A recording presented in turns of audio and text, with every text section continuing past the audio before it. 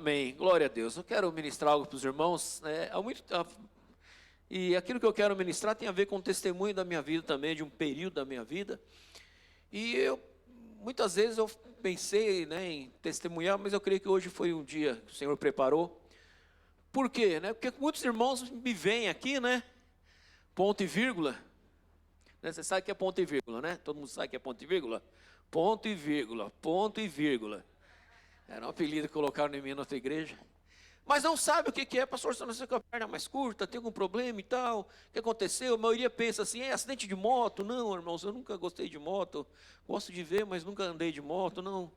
E eu falei, hoje seria um bom dia para falar sobre isso, né, devido ao tema, ao assunto. Pode pôr a primeira projeção aí. Aleluia. Eu quero falar para você, o tema de hoje, que provação não é castigo. Nós passamos por provação, você pode estar passando por provação, nós sempre passaremos por provação, mas algo precisa ficar claro para mim e para você. Provação não é castigo de Deus. Tiago 1, verso 2 e 3 diz assim: meus irmãos, considerem motivo de grande alegria o fato de passarem por diversas provações. Quantas provações, irmãos? Uma só? Diversas provações, uma área só? Não, pois vocês sabem que a prova da sua fé produz perseverança. Provação, ela vem para provar a sua fé. Provação vem para aperfeiçoar a sua vida. Então não fique questionando para Deus, por que dessa provação?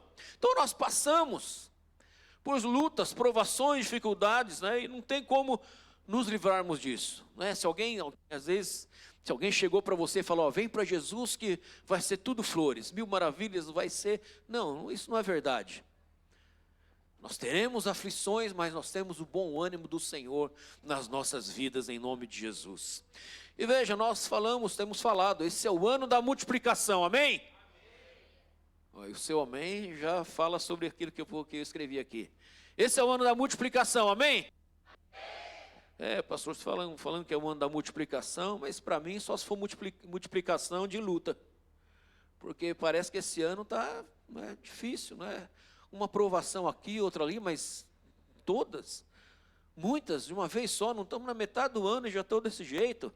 Veja, eu quero que você guarde, se você não guarda nada desta manhã aqui, eu quero que você guarde algo no seu coração, né? Que a provação não é o castigo, Deus não está te castigando. Pode ser disciplina? Pode, mas é para aperfeiçoar a minha vida e a sua. Mas creia, não é castigo. Então eu queria que você, nesta manhã, abrisse os seus olhos, porque aquilo que hoje você chama de caos, e se você ler Gênesis, você vai ver lá que havia o caos, mas através do caos que havia ali, Deus criou todas as coisas. Mas era um caos no começo. Então não chame de caos aquilo que está acontecendo, mas creia, provação ou as provações, provavelmente provações que você vive hoje, é o começo de uma grande obra na sua vida, em nome de Jesus. Amém? Você crê? Sabe, o motivo dessa palavra, dessa semana, né, que o pastor tinha falado para mim ministrar, e eu estava pensando o que eu ia ministrar, e no mundo ainda não.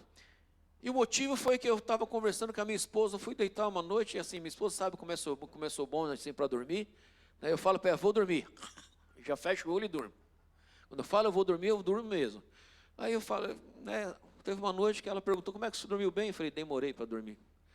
Demorei umas 2 horas para dormir. Fui dormir 2 horas da manhã, porque começou a vir uns pensamentos, e eu comecei a me lembrar de algumas coisas, daquilo que eu tinha vivido. E o pensamento era o seguinte, se não tivesse acontecido essas coisas, se eu não tivesse tomado algumas decisões erradas, ou outras que poderiam ter sido certas, se as coisas que não tinha controle não tivessem acontecido, talvez eu estaria melhor, talvez eu estaria bem, o rumo da minha vida talvez tivesse, fosse outro, eu estaria. E eu comecei a pensar nessas coisas, e minha alma começou a ficar abatida. Falei, puxa vida. E eu fiquei pensando naquilo por um bom tempo. E aí acabei, virei para lá, falei que é melhor parar de pensar e eu dormi. Aí eu falei para mim mesmo, vou dormir. Aí eu dormi. Aí no outro dia comentei com ela. Nós conversamos e chegamos a uma conclusão. Foram provações que a maioria delas nós não temos controle. Muitas foram decisões erradas, outras decisões que não fomos nós que tomamos. Mas uma coisa é certa, o Senhor nos trouxe para esse momento. E eu quero dizer para você, independente de estar passando tribulação ou não, provação ou não, esse é o melhor momento da sua vida. Porque é o começo daquilo que Deus está fazendo e vai continuar fazendo. E eu quero agora, antes de entrar diretamente na palavra, eu quero dar o meu testemunho. Põe a primeira foto aí. Acredite se quiser, esse sou eu, magrinho, aleluia. Você crê que eu nunca fui a vida inteira gordo? Então, irmãos, aqui, Guarulhos, posto de bombeiro, Vila Lucinda, né? Curso de formação de bombeiro, de sargento bombeiro. Eu fiquei cerca de 12 anos na PM. E aí, quando surgiu a oportunidade, prestei o concurso, fui bem colocado, pude escolher para onde eu queria ir, e eu decidi ir para o bombeiro. E esse dia aqui, era véspera de uma formatura, era uma sexta-feira, formatura nossa, a gente tinha feito treinamento, tivemos estágio aí, cerca de 8 meses, e no domingo era uma formatura, né? E na formatura, aquele treinamento, os familiares iam estar lá e tal. Isso aqui é um treinamento na sexta-feira. E essa aqui foi a primeira descida, né, na tirolesa. E a tirolesa, você está vendo minha mão levantada, a gente não segura. É uma técnica que chama corpo morto, que você vai retirar um corpo de algum lugar que não pode se segurar, você pendura ele de uma forma que mesmo se ele não segurar, é lógico, ele está morto, ele vai descer. E eu estava usando essa técnica. E aquela janela ali onde está ali o instrutor até lá no chão, são 15 metros de altura, né? E mais para cima tem uma outra de 70 metros.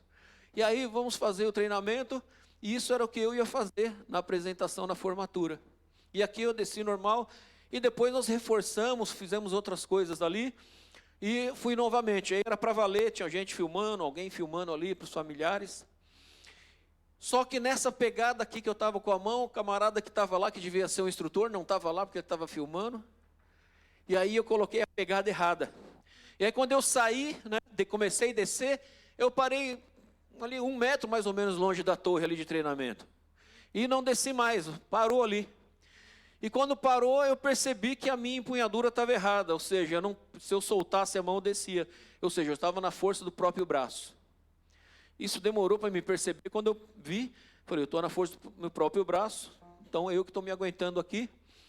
E aí, tinha uma outra pessoa descendo no rapel ali, tinha um pessoal descendo ali, que parou ali, tentou me ajudar, tirou o cabo de segurança. Naquela época, a nossa segurança, você vê, não tinha capacete, aqui era literalmente, né, uma cadeirinha, a gente fazia com uma corda mesmo, era bem precário, e ele desceu, ele não conseguiu me ajudar ali. Eu falei para ele, o cabo que eu estava usando na época, né, no momento, era o cabo de segurança, uma corda de segurança, não era minha, era emprestada, e o camarada que eu peguei emprestado era mais magro do que eu, então ela ficou muito esticada, não deu certo, ele tirou, não conseguiu colocar de uma vez. Depois a gente pensou, foi, era muito fácil, ele colocava nele mesmo, eu poderia descer junto com ele. Conclusão, chegou um determinado momento, a mão começou a suar, e quando eu percebi, escapou da minha mão. E eu lembro apenas que eu gritei, meu Deus, e não vi mais nada. Né? Foi filmado, minha esposa assistiu o filme depois, quando ela foi lá no bombeiro, lá no quartel. E aí eu caí ali de uma altura de 15 metros. Caí desse lado direito. E aí eu tive fratura exposta no pé, tornozelo, fratura em 2 lugares na bacia, fratura aqui, né, no ombro, tórax e na cabeça também. Né? Então esse lado direito foi todo comprometido. Então os irmãos veio andando assim, porque com o tempo eu perdi o movimento do tornozelo. Então tem parafuso aqui embaixo, tem parafuso aqui, tem placa aqui, tem placa aqui. E isso aconteceu. Mas foi um tempo difícil, uma grande provação. Porque depois disso vieram outros problemas. Quando eu caí, eu apaguei. Quando eu acordei, eu já estava na parte de cima do quartel. Aí eu apaguei, eu só me lembro de ter visto um amigo meu que na época não era crente, mas não queria, né, era um crente assim, estava chegando. E aí eu falei, o Miranda, né, hoje ele é pastor. E aí eu falei para ele, acabou minha carreira, Miranda. acabou minha carreira. Eu não sabia, eu não sentia dor, não sabia o que tinha machucado, porque eu não sentia dor. Louvado seja o Senhor por isso. E aí eu apaguei de novo. Quando eu acordei novamente, eu estava no Águia, no helicóptero, sendo resgatado, sem conseguir respirar. Aí eu falei para o socorrista, falou, não consigo respirar, a não ser que eu faça isso por causa das fraturas. E aí ele mudou a posição. Aí eu apaguei de novo. E aí quando eu acordei, eu já tinha sido feita a cirurgia que tinha que fazer. E quando a minha esposa chegou no hospital, o médico falou assim, não tem expectativa de vida, ele perdeu muito sangue, foram muitas fraturas, está desacordado ainda, e a expectativa é zero. Mas nós estávamos na igreja, e a igreja começou a orar. Nosso suporte para minha família foi a igreja. Veja a importância de você ser corpo, e a igreja estava orando. E até o momento que o médico falou para ela assim, nós vamos operar o principal e vamos ver o que é que vai dar. Vamos ver como é que vai ficar. E aí fiz a cirurgia na bacia, que era mais comprometedor. O pé, eles da tornozeleira para baixo, eles não mexeram.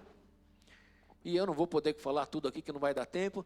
Mas quando eu acordei, já tinham feito a cirurgia, e o médico falou para ela, que ele vai sobreviver. Mas, provavelmente nós vamos amputar a perna dele do joelho para baixo. E a igreja em oração novamente. E aí o médico falou, olha, nós vamos fechar do jeito que está e vamos ver como é que fica. E aí fez a cirurgia e tal, falou, olha, vamos usar uma técnica assim, fez um negócio, colocou uns parafusos, uns espetos, parecia uma churrasqueira meu pé. Tinha espeto para tudo quanto é lado, porque moeu, então tinha que colocar os ossos no lugar ali. E depois de 40 dias de UTI, né, com o perigo ainda de morte, porque ele falou, há um grande perigo, devido ao trauma e muito sangue perdido, eu tenho a possibilidade de ter uma embolia pulmonar. Depois de 40 dias da UTI, né, eu fui para o quarto, mais alguns dias, e depois fui para casa. Fui para casa, eu tive, o que foi? A minha esposa ajuda a me lembrar aqui. O Espírito Santo não traz a memória, ela traz. Oi? Ah, sim, aí a minha formatura, né, depois de um bom tempo, foi na UTI. Foi lá o pessoal, lá o comandante foi lá e me deu o brevet, né, da formatura lá na UTI. E aí, depois de um tempo, fui para casa, fui sem o movimento da perna, de muito tempo parado. Para vocês terem uma ideia, irmãos, eu já era, né, não era tão gordinho, era magro. Eu perdi 20 quilos nesse tempo internado. Então, a ideia, a primeira vez que eu sentei no vaso sanitário, que eu consegui sentar no vaso sanitário, me doía as pernas aqui porque não tinha carne, era osso. E aí eu fui para casa e o médico falou, você vai ter que ir para casa com um ferimento aberto, não pode fechar, porque... E aí minha esposa, né, na época, eu estando no hospital ainda, meu filho não tinha um ano ainda, e o hospital precário, estava em reforma ainda, Mateus tinha 10 meses, e aí o médico falou, alguém precisa estar cuidando dele aqui, ajudando aqui. E aí minha esposa, um dia para o outro, pegou o Mateus, deu para minha cunhada, a Teca, falou, fica com ele aí que eu vou ficar no hospital. Ela praticamente ficou morando lá no hospital, e cuidando e aprendendo a fazer o procedimento no pé, para não ter infecção. E aí eu voltei para casa com aquele, né, o peito do pé aberto, né, se você tiver a oportunidade de ver, tem uma cicatriz enorme, porque eu não podia fechar para não pegar infecção, e todo dia ela ia lá limpar, e eu não podia reagir. E aí nessa eu fiquei 1 ano deitado numa cama, né, para tomar banho, quando eu conseguir tomar banho, ela me ajudava, eu descia da cama, né, me arrastando, ela colocava um tapete, e aí ela arrastava o tapete até o banheiro, morava numa casa pequena, onde minha mãe morou, né, morei com ela um tempo lá, arrastava o tapete até o banheiro, e lá sentado no tapete eu tomava banho ali, enxugava como podia, arrastava de novo, 1 ano. Nessa ela não só deixou o Mateus, né, com a minha cunhada, deixou, e quando voltou, o Mateus não queria ir no colo dela, porque ficou muito tempo. E ela precisava de cuidados, e aí começou várias tribulações. A tribulação não foi só a enfermidade. E para cuidar de mim, que eu fiquei na cama, sem poder sair 1 ano, só deitado, só saía quando vinham me buscar para fazer a fisioterapia. E ela trabalhava, irmãos, num bom emprego. E aí começou a questão financeira a pegar, porque eu trabalhava na PM, tinha um salário, fazia bico também, então tinha 2 empregos, que nem um certo personagem. E ela tinha um ótimo emprego também. E de um momento para o outro, como eu não estava trabalhando, passei a receber 1/3 daquilo que eu recebia, porque eu não estava efetivamente trabalhando na rua. Perdi aquele bico que eu fazia também, que era um bom emprego também. E ela teve que largar, pedir demissão para poder cuidar de mim também. Então a nossa renda assim caiu muito, mas muito mesmo. Mas nós confiávamos no Senhor, orávamos, a igreja ajudou por um tempo. Mas quando estou falando de provação, às vezes a provação, e eu quero falar para isso hoje, que é o primeiro ponto ali que a gente vai falar daqui a pouco. Às vezes você não está passando uma provação, mas 2, 3, ou então todas de uma vez só. E naquele tempo ali, naquele momento,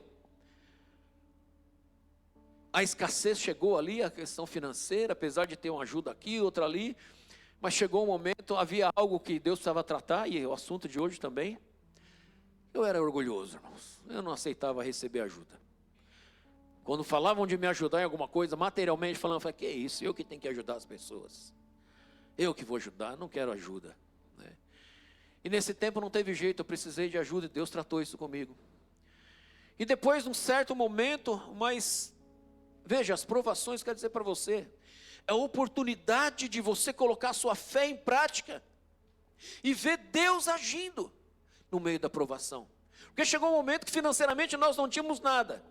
Criança pequena, os armários não tinham nada. A única coisa que tinha era o fubá. Glória a Deus, por isso que o Mateus gosta de fubá até hoje. Porque o que tem? Tem fubá.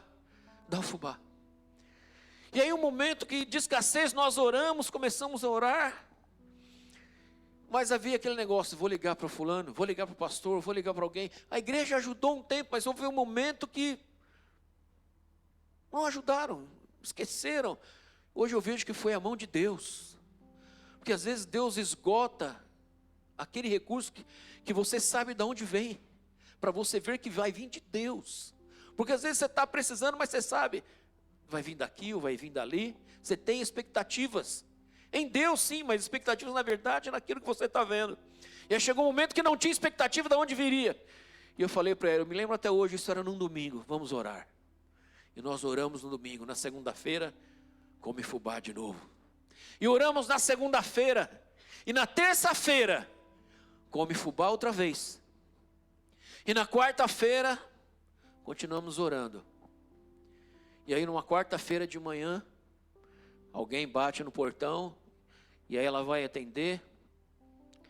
Não lembro se foi minha mãe que atendeu, que estava lá também, porque nós passamos essa luta junto, em família, eu, ela, minha mãe. E bateram no portão, ela olhou e falou, tem 2 sargentos aí, 2 camaradas aí do bombeiro.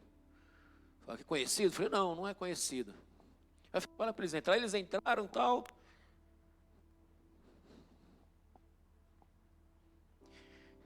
E aí, quando entrou, um deles estava com o violão na mão.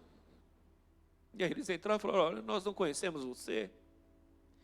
Não sabemos quem você é, sabemos só o que aconteceu, mas nós somos crentes. E Deus mandou a gente vir aqui para te ajudar. Nós queremos cantar uma canção. E aí eles cantaram, adoramos o Senhor, nós caímos em lágrimas ali, só por eles estarem ali.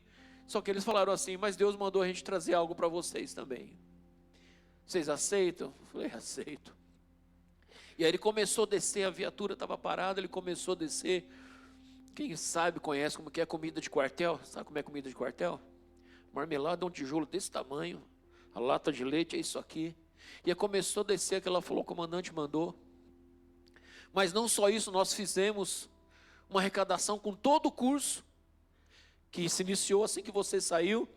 E aqui tem roupa de criança, roupa nova, muita roupa de criança, muito alimento. E nós fizemos um levantamento financeiro também. E tem esse bolo aqui que a gente não sabe nem quanto tem, mas Deus mandou trazer para vocês. E nós que pregávamos já que Deus age no sobrenatural, que Deus é a provisão, que Ele é o suprimento, nós vivemos isso. E houve outros momentos. Então veja, a provação trouxe muitas situações. Houve um momento que nós estávamos ali, Mateus, ele tinha asma, foi diagnosticado com asma e ficou ruim muitas vezes. E aí teve um dia que ele teve uma crise. E nós não podíamos fazer nada naquele momento. O carro na garagem lá, mas estava um pé d'água, não dava nem para sair. E ele começou a ter uma crise de asma. Começou a ficar com os lábios azuis, faltando ar, e nós não sabíamos o que fazer. Eu não podia, estava ainda parcialmente inválido. E aí o que nós vamos fazer? Nós vamos fazer aquilo que nós pregamos, vamos orar. E nós oramos ali. E orando, e ele começou a respirar normalmente. Aos poucos voltou ao normal e dormiu. E depois de um tempo nunca mais teve crise. Quando chegou um dia de levar ele na rotina, no médico, né, que ele passava de rotina, o médico olhou os exames, falou, nós perguntamos como é que está a questão da asma. Ele olhou o exame, olhou de novo e falou assim, esse menino não tem asma. Naquele dia o Senhor o curou, nunca mais ele teve nada. Nunca mais ele teve uma crise. Então veja, as provações, elas vêm para nós provarmos do sobrenatural. E houve muitas situações, mas houve uma que tem a ver com a palavra de hoje. Porque nós estávamos numa igreja e começaram a questionar, eu estava sendo preparado para ser ordenado na igreja que eu estava. E a primeira coisa que vieram perguntar para minha esposa, estava acontecendo alguma coisa? Entre linhas, ele estava vivendo algum pecado.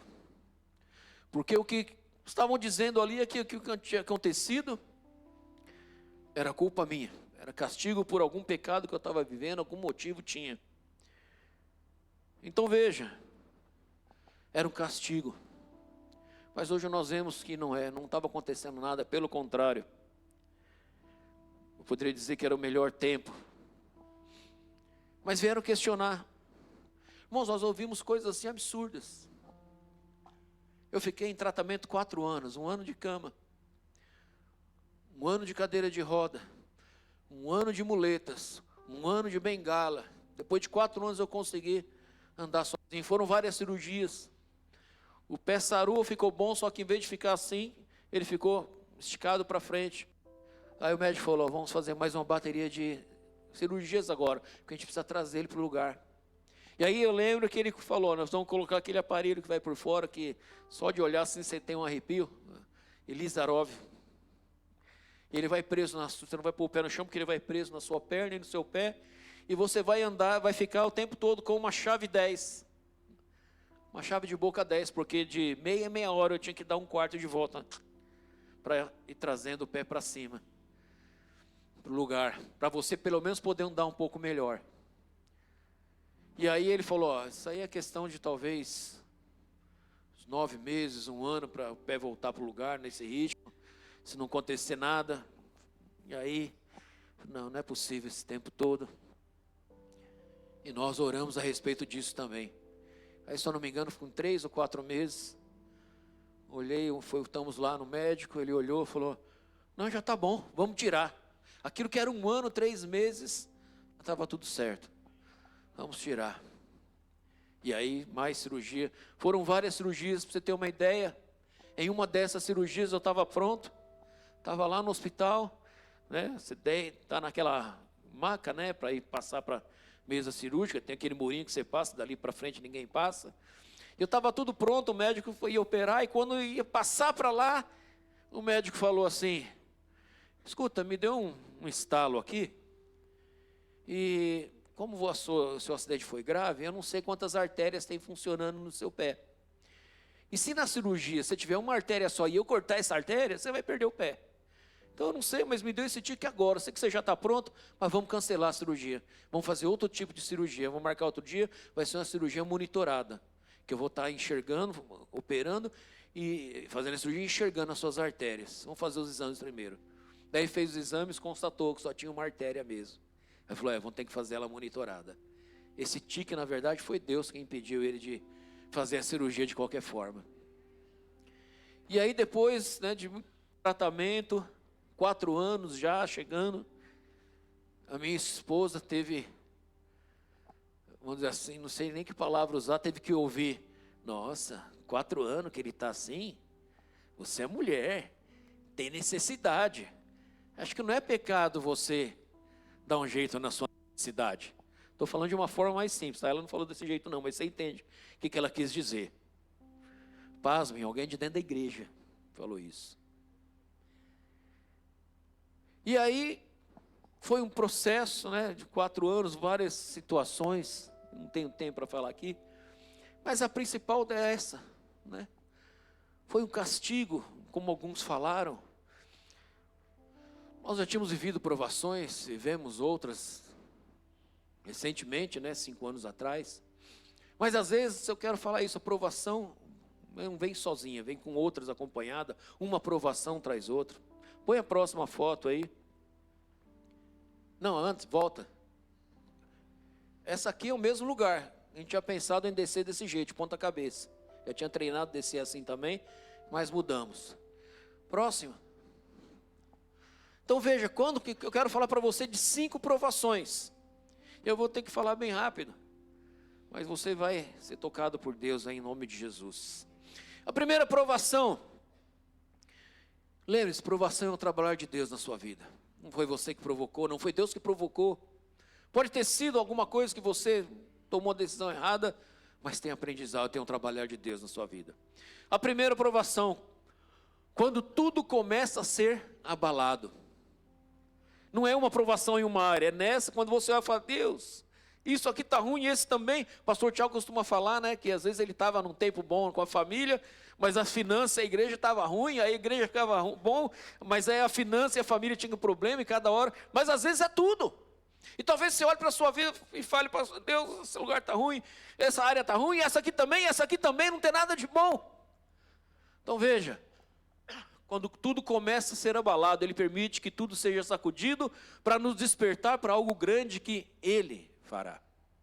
Que às vezes tem uma área da sua vida que está boa, mas foi você que construiu. Foi você que fez, você trabalhou para ela. Veja, Deus não começa algo com música suave, com palmas, celebração. Então tem alguns exemplos aqui. Então no Monte Sinai, antes dos 10 mandamentos, o que houve? Houve um terremoto, houve um abalo ali. Fogo e abalo, antes dos 10 mandamentos. Na ressurreição do Senhor, o que houve? O anjo desceu ali para remover a pedra. Houve um abalo, houve um terremoto. Na libertação de Paulo e Silas, eles oravam, o que aconteceu? Tremeu também o lugar ali. Quando a igreja estava orando, e foram cheios ali do Espírito Santo, o que aconteceu? O lugar que eles estavam tremeu. Então Deus abala, para que não fique nada nosso, daquilo que nós construímos. Veja, aquilo que Deus vai construir, não pode ter como base aquilo que nós construímos. Se Ele quer construir algo na sua vida financeira, uma posição, uma fé, uma dependência de Deus, ela não pode estar baseada naquilo que você construiu talvez, como reservas, como um investimento. E às vezes Ele precisa abalar isso também. Então veja, Ele permite a provação até que as portas da nossa confiança se fechem. Até aquilo que eu confiava no meu trabalho, nas minhas finanças, confiava até num irmão que podia me ajudar, numa igreja que podia me ajudar e me ajudou, mas chegou um momento que eu precisei confiar somente no Senhor. Deus pode estar abalando suas estruturas em muitas áreas, meu irmão, porque a construção que virá a seguir, Deus começou a sacudir, porque o que vai vir a seguir vai ser melhor. Imagine uma casa, um prédio, e o camarada tem esse prédio aqui, por exemplo. Ele tem estrutura, tem alicerce, tem colunas, mas ele quer fazer um com 50 metros, 50 andares. As fundações aqui não vão servir, vai ter que ser arrancado tudo e fazer tudo de novo. Às vezes Deus quer fazer isso na sua vida, é isso que Ele está fazendo, arrancando até as suas bases que você tinha como seguras, para construir novas, começar de novo. Veja, é ruim, às vezes nós não queremos, porque Deus está bom do jeito que está ruim, mas está bom. Aquele negócio, né? Está ruim, mas está bom. É uma zona de conforto. Veja, a zona de conforto é igual uma prisão com almofadas. É confortável, está ali, mas continua sendo uma prisão. A segunda provação, e essa é que mais me incomodou, mas eu acho que essa é a que mais é mais difícil para nós. Pode pôr o próximo. É o silêncio de Deus. Talvez você está orando, tem orado, tem pedido oração para os irmãos, e você fala: Senhor, a situação talvez não mude de hoje para amanhã, mas só uma palavra, como nós cantamos. Basta uma palavra, Senhor, mas nenhuma palavra eu tenho. Eu não escuto o Senhor não fala comigo sobre isso, não usou ninguém para falar mais sobre isso. E é um silêncio. Mas deixa eu dizer para você, que essa provação do silêncio de Deus também é para te fortalecer. A primeira coisa que precisamos aprender é que o silêncio não significa ausência. Não é porque Deus não está falando que Ele não está com você, meu irmão. Não é porque você não ouviu mais que Ele deixou de ser Deus, de estar com você, de conduzir sua vida. Às vezes durante o abalo não haverá confirmações, não haverão profecias, vozes celestiais, não haverão sinais. Não vai estar naquela conferência que alguém libera a palavra para você. Vai ter só silêncio. Nessa hora, infelizmente, é nessa hora que muitos desistem, achando que Deus o abandonou por causa do silêncio. Que foram reprovados, então Deus não pode falar, Ele está te castigando pelo silêncio. A gente faz isso com os filhos, né? Ah, meu filho fez isso, dei uma bronca nele. O que você vai fazer? Vai dar castigo? Não, vou dar uma gelada nele. Oi? Tudo bem? E você não fala nada. Veja, não é castigo. O silêncio de Deus não é o fim da presença, porque nós vivemos pela fé. Se Ele diz, como o Gabriel mesmo falou, que estaria conosco todos os dias, Ele está, mesmo quando Ele não está falando nada, mesmo quando eu não estou ouvindo, eu creio, Ele está comigo, Ele está com você. Fala para o seu irmão, Ele está com você o tempo todo. Ele parou de falar? Pode até ter parado de falar, você pode até estar vivendo silêncio, mas Ele não parou de fazer.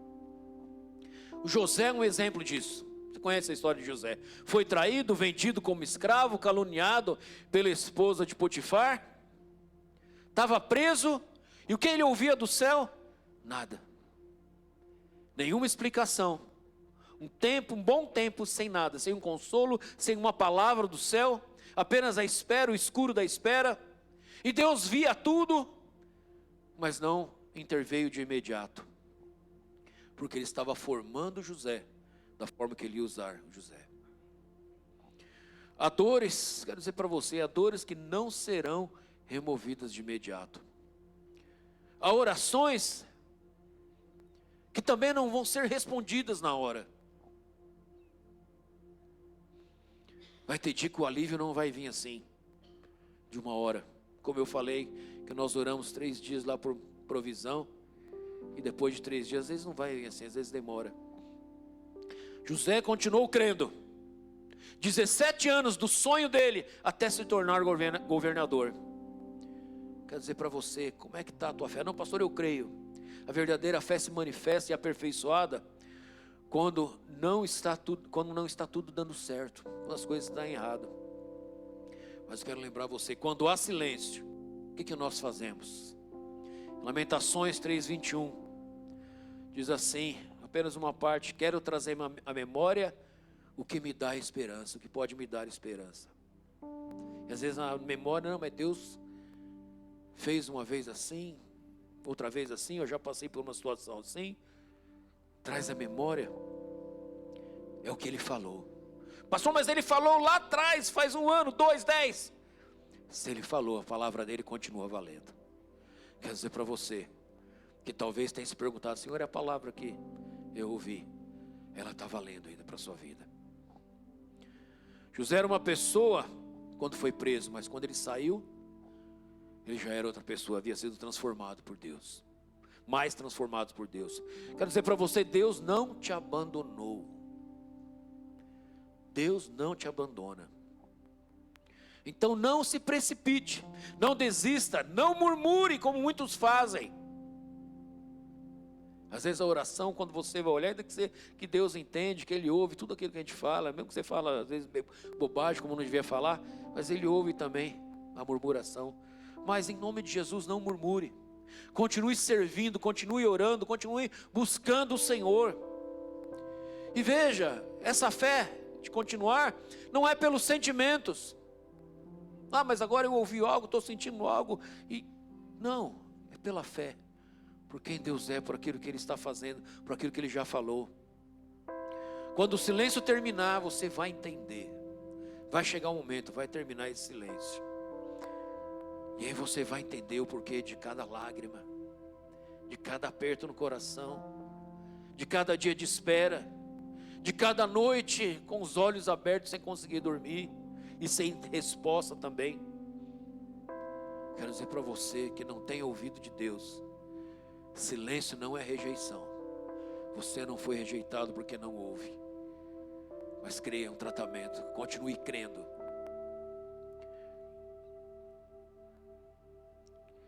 Aleluia. Amém. Fala para o seu irmão: o Senhor te ouve, ainda que Ele não responda. A próxima provação, essa também é dura. Quando as pessoas te traem. Ali um exemplo, né? O famoso puxar seu tapete. Pessoas nos traem. Sabe, traição geralmente vem daquele que você mais confia. Porque quando é alguém que não confia, você já está ressabiado ali, você já está prevenido. Alguém que você confiava te vira as costas, te deixa, te apunhala pelas costas. Se hoje você chora por alguém que te traiu, já te abandonou, te esqueceu, te feriu, não se revolte com isso, com a situação, nem com a pessoa. Confia no Senhor. Deus quer te ensinar algo, quer te tratar de alguma forma. Cuidado para não fazer a vontade da carne nessa hora da traição. E se fechar, o que acontece geralmente, se fecha para todo relacionamento. Quer saber, me traíram, não abro meu relacionamento com ninguém mais, não quero saber. Você constrói às vezes muro de proteção, de que forma? Se isolando. Bom, eu me isolando, não confiando em ninguém, não tem perigo de ser traído. Não faça isso. Veja, às vezes a traição transforma você em alguém frio. Não perca tempo tentando entender ou pensando em revidar. Apenas confie no Senhor. A traição, ela é dolorosa. Mas deixa eu dizer para você, não importa quem traiu. Não importa quem puxou o tapete, quem fez ou deixou de fazer. A traição não vai destruir a promessa que Deus tem para a sua vida. Ah, mas agora mudou as coisas, como é que vai ficar? O Senhor vai reorganizar tudo que for necessário na sua vida. Outra provação, quando as provisões secam. E eu falei um pouco sobre isso. Vai ter um momento que é uma provação, irmãos. Falta de recursos é uma provação. Há um momento em que tudo que fluía com facilidade desaparece. Mas como é que eu não consigo emprego com o currículo que eu tenho? Se você já usou essa frase de dizer, como é que eu não consigo emprego com o currículo que eu tenho? Você está confiando no seu currículo. Confie no Senhor. Como é que eu não consigo emprego se eu tenho uma pessoa lá, um QI, né? Quem indicou? A pessoa lá tentou, não deu certo, não é possível. Todo mundo entra nessa empresa, todo mundo que fulano indica entra, eu não entrei. Você está confiando em alguém. Confie no Senhor. O emprego que sustentava acaba, os recursos guardados, a ajuda que socorria, tudo seca. Às vezes fica desse jeito. No nosso não chegou desse jeito, mas tinha uns pacotinhos de fubá lá. Mas às vezes acontece isso. E nessa hora o coração se desespera, porque humanamente falando, a sua sobrevivência está ameaçada. Quero dizer para você que Deus usa a escassez, não para nos envergonhar, mas para nos ensinar a confiar no invisível. A olhar para um armário assim e declarar, o Senhor está provendo, o Senhor está enchendo. Ele nos ensina a manter a posição mesmo diante de uma conta zerada. Quando você não tem mais o plano B, não tem a reserva, não tem alguém para ajudar. Não tem alguém que ajudava sempre, agora não ajuda mais. 1 Reis 17, em Reis 17 diz assim, Deus traz para... nós conhecemos a história de Elias. O que aconteceu com Elias? Deus trazia, em determinado momento ali para ele, carne através dos corvos. Os corvos levavam carne para ele. Ele tinha água do riacho. Mas chegou um dia, provisão de Deus, mas chegou um dia que os corvos não vieram mais. E a água secou. Não havia mais a provisão. E o que acontece? O que aconteceu com Elias? Quando essa provisão secou, provisão que vinha de Deus ali, Deus elevou o nível de Elias. Deus queria levar a um novo patamar. E aí Deus fala para ele ir para Sarepta. E lá havia uma viúva que ia sustentá-lo. Veja só que Deus falou o que ia acontecer. Só que, diferente de quando Elias foi alimentado pelos corvos e pela água, agora Elias vai para lá e talvez, irmão, se fosse eu e você, eu ia lá para Sarepta e falar, bom, Deus falou, agora eu vou esperar. Vai aparecer uma viúva aqui e falar, eis que te digo que eu vou te dar, eu vou te ajudar, eu vou te abençoar, olha aqui o alimento. Mas Elias agora estava num novo patamar. E em base a uma palavra de Deus, ele chegou lá, ele viu a viúva e ele falou, você vai me alimentar. Agora ele declarava. Isso é mudar de oração, mudar de postura. Então talvez na sua escassez, você ora, Senhor, provê através do fulano, provê um emprego, né? Provê através de uma promoção. Deus vai prover, não importa como. Mas você pode declarar no mundo espiritual, como Elias fez aqui. Ele falou, Deus falou, então vai ter. Não espere o recurso para se mover. O problema é esse, nós esperamos, não, agora eu vou ficar quietinho aqui na minha, e quando tiver o recurso, quando passar essa escassez, aí eu vou. Não. Deus espera o seu movimento para liberar o recurso. Se Elias recebesse a palavra e ficasse ali no mesmo lugar, não ia acontecer nada, mas ele se moveu, ele falou, e o recurso veio. Um exemplo disso, talvez você queira ir na conferência, mas você fala, você não está falando nem que não tem, né? Alguns falam assim, eu não vou ter dinheiro para ir na conferência. Em nome de Jesus, mude de patamar e fala, eu vou na conferência. Hoje eu não tenho, mas eu vou ter. Não sei como, de alguma forma, Deus vai prover. Eu vou nessa conferência que nós vamos ter no interior. Não se envergonhe pela escassez, mas olhe para o alto. Obrigado. Louvado seja o Senhor por essa filha abençoada. Testemunho também, irmãos. Depois do primeiro filho, o médico falou, ó, não pode ter mais. No primeiro já falou que não podia. Aí no segundo, então, falou, não pode mais. Os anos já tinham se passado. Também não pode mais. Mas está aí, o não pode, que o médico falou, está aí. Então veja, não se envergonhe pela escassez. Olhe para o alto. Deus que alimentou Elias, que usou a viúva, que abriu o mar, derramou o maná sobre o povo. É o mesmo Deus que cuida de você. É o mesmo Deus que vai prover. A outra provação, quando você é atacado sem motivo. Do nada começam a te atacar.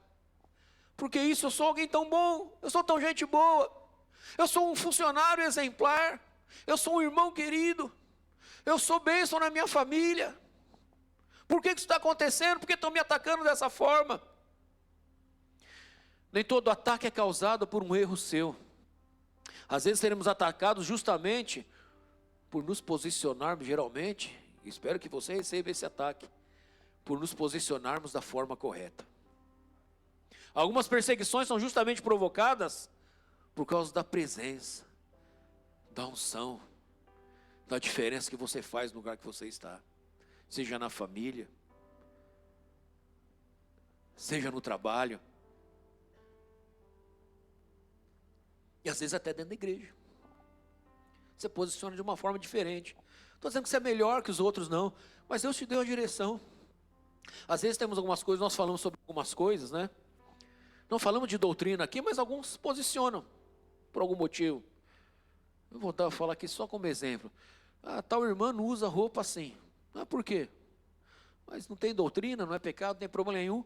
É particular dela, é problema dela. Se ela está bem com Deus, se Deus falou com ela, é a vontade de Deus para ela assim, que seja assim. Mas tem gente que vai criticar, não, mas fulano é assim, não sei o que e tal. E vai ser atacado. Seu posicionamento faz as pessoas às vezes te atacar. Às vezes pessoas te caluniam, você é odiado. Às vezes porque alguém que nem te conhece. Às vezes se levantam contra você sem motivo, te desprezam. Por que isso acontece? Porque o inimigo sempre tenta contra aqueles que estão debaixo do propósito de Deus. A vontade do inimigo é impedir o propósito que ele tem na sua vida e através da sua vida. A pergunta que deve ser feita então é a seguinte: como você vai reagir aos ataques? Por que passamos provações às vezes de ataques desse jeito, sem motivo? Para que o Senhor enxergue em nós a resposta. Qual a resposta? Fez assim para mim? Pode deixar. Vou fazer oração contrária, como alguns falam. É Deus, eu vou orar.